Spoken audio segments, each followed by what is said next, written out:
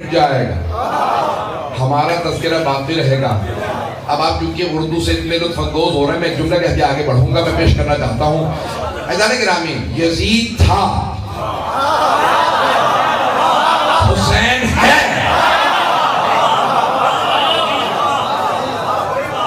जो मिट गया वो यज़ीद था, जो है वो हुसैन।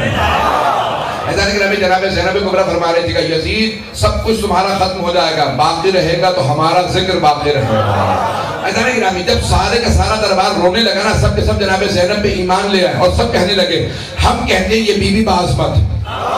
अब तो सुनिएगा, जब सारा दरबार कहने लगा हम कहते हैं ये बीबी बाज़मत है, बीबी ने एक मर्तबा यज़ीद को देखा, यज़ीद ने घबरा के कहा मैंने नहीं मारा हुसैन को।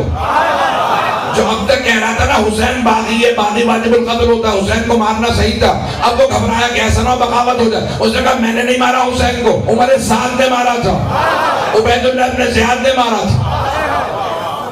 यानी अब वो अपने दरबारियों से घबरा के कह रहा था मैंने नहीं मारा, यानी मान रहा था जुर्म है,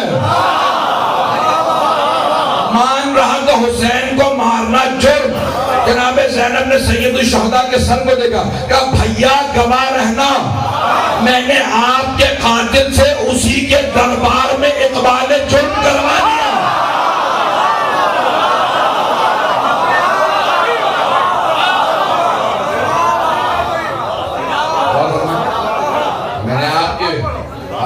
मैंने आपके कातिल से उसी के दरबार में इकबाल जुर्म करवा दिया।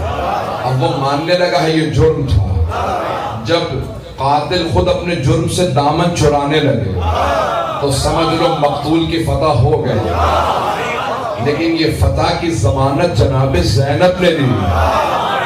अब जब सारे के सारे दरबार वाले जनाब ज़ैनब की अज़मत के कायल थे कि ये बीबी बाअज़मत है, अब क्या किया जनाब ज़ैनब ने, बीबी फौरन रुकी।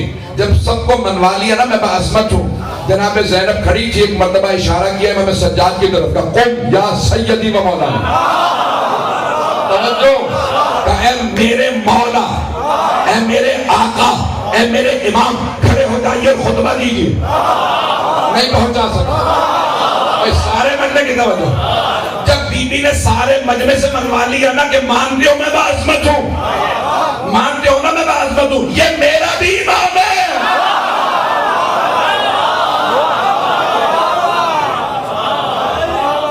बीबी ने एक मर्तबा मजमे से मनवाया, मुझे बाअज़मत मानते हो, ये मेरा इमाम। एक मर्तबा का कौम या सैयदी व मौला है, मेरे इमाम है, मेरे मौला है, मेरे आका, खड़े हो जाइए आपके खुतबे की बारी। अब यजीद जो रोक रहा था रोक नहीं सक रहा, पता नहीं बात पहुंची कि नहीं। अब उससे भी रोका नहीं जा रहा था, सारा दरबार कहने लगा हम सुनना चाहते हैं ये क्या कहना चाहते हैं। और इमाम खड़े हुए, जंजीरों को थामा खड़े हो गए। जब खुतबा देना चाहते थे ना तो लोग कहने लगे आप भी मिंबर पे आ जाइए,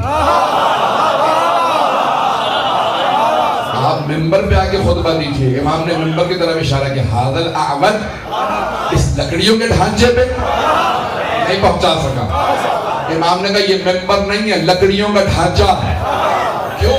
क्योंकि अभी उसी मिंबर से जनाब अमीर की तौहीन की गई थी। मेरा नजरिया यह है कि इमाम जो कह रहे हैं ना लकड़ियों का ढांचा, मिंबर नहीं है, लकड़ियों का ढांचा, हाज़ल अअवद, ये लकड़ियों का ढांचा। जिस मिंबर से अली की तौहीन हो वो मिंबर नहीं, लकड़ियों का ढांचा। और जिन लकड़ियों पे बैठ के अली का तज़किरा हो, अली के फज़ाइल हो, वही मिंबर है।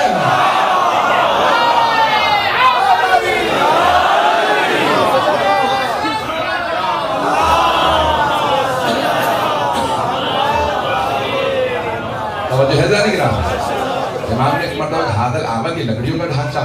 अब सारे मजमे ने कहा कि नहीं आप तशरीफ लाइए, आप मिंबर पे आइए। इमाम ने जंजीरों को थामा, मिंबर पे गए और एक मर्तबा जाने के बाद कहा अना इब्न मक्का था, मैं फर्जंदे मक्का, मैं फर्जंदे मिना, ज़मज़म हमारा है, हजर अस्वद हमारा, कौसर हमारा है, मदीना हमारा है। अनबनो काबा थे वल कौसैन वलदना, मैं उस आयत का बेटा हूँ जिस आयत में लिखा है कि मोहम्मद मुस्तफा मेराज पे गए, जहाँ फरिश्ते रुक गए और उस मंजिल से आगे सिर्फ पैगंबर गए। मैं उस मोहम्मद का बेटा हूँ, मैं अली मुर्तदा का बेटा हूँ, मैं हुसैन इब्न अली का बेटा हूँ, इमाम ने अपने सारे फजाइल पढ़े, सारा मजमा रोने लगा। इमाम ने कहा अब समझ में आया हम कौन है, हम आले मोहम्मद। ये सब का सब निज़ाम शरीयत हमारा। अब सारे का सारा मजमा है। यजीद ने देखा कि भाई ये तो पूरा का पूरा मजमा मुनक़लिब हो गया, सबकी आंखों में आंसू है। फौरन उसने मुअज्जिन को कहा कि अजान दे। मुअज्जिन से कहा अजान दे। इसको रोकने का तरीका सिर्फ यही है कि अजान दी जाए। तवज्जो, जंजीरों में हाथ डाल के अब नहीं बिठा सकता, क्योंकि मेरे दरबारी मुझे छोड़ चुके।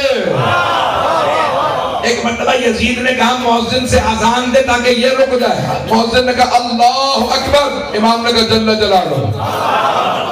उसने कहा अशहदु अल्ला इलाहा इल्लल्लाह। इमाम ने कहा वहदहु ला शरीका लहु। जैसे कहा अशहदु अन्ना मुहम्मद रसूलुल्लाह। इमाम ने कहा रुक, यजीद ये बता ये मोहम्मद तेरे जद है या मेरे?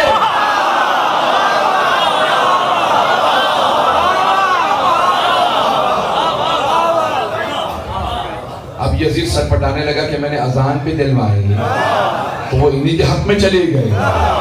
इमाम ने कहा बता ये तेरे जद मोहम्मद है ये हमारे जद? उसने कोई जवाब नहीं दिया। इमाम ने कहा तेरी खामोशी बता रही है तू जानता। इमाम ने कहा अगर तू कहेगा ना तेरे जद है तो तू झूठा, और अगर तू कहे कि हमारे जद है तो ये बता हमें कैदी क्यों बना है। मजमा मुनक़लिब होने लगा। एक यहूदी उसी दरबार में मौजूद था, खड़ा हो गया। कहा यजीद तूने कहा था ये बागी हैं, ये तो तुम्हारे नबी के खानदान वाले हैं।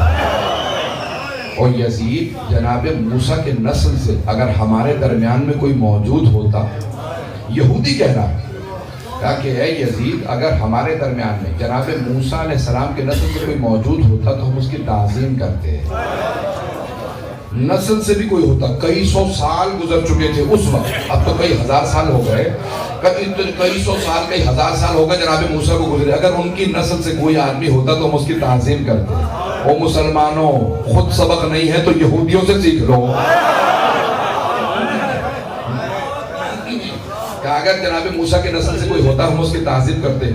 ये नस्ल से नहीं है, ये तो डायरेक्ट तुम्हारे नबी की नवासी है, इसका तो कोई फासला भी नहीं है। ये नस्लन नवासी नहीं है, मुस्तकीमन नवासी है, बड़ा करीब का रिश्ता है।